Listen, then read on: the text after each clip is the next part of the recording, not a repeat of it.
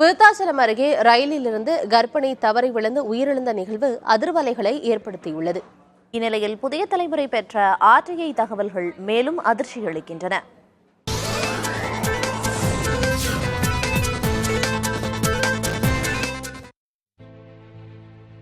விருத்தாச்சலத்தில் கர்ப்பிணி ரயிலில் இருந்து தவறி விழுந்ததை அடுத்து தமிழகத்தில் ரயில் பயணத்தின் போது தவறி விழுந்து உயிரிழந்தவர்கள் எண்ணிக்கை குறித்து புதிய தலைமுறை செய்தியாளர் மருதுபாண்டி தகவல் அறியும் உரிமைச் சட்டம் மூலம் கேள்வி கேட்டார். தமிழகத்தில் உள்ள 2 ரயில்வே காவல்துறை கோட்டங்களிடம் கேள்விகள் எழுப்பப்பட்ட நிலையில் திருச்சி கோட்டத்திலிருந்து பதில் வந்துள்ளது.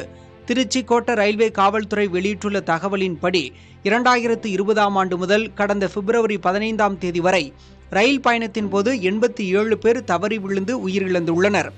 2020ஆம் ஆண்டு 6 பேரும் 2021ஆம் ஆண்டு 4 பேரும் உயிரிழந்த நிலையில் 2022ஆம் ஆண்டு 18 பேர் உயிரிழந்துள்ளனர்.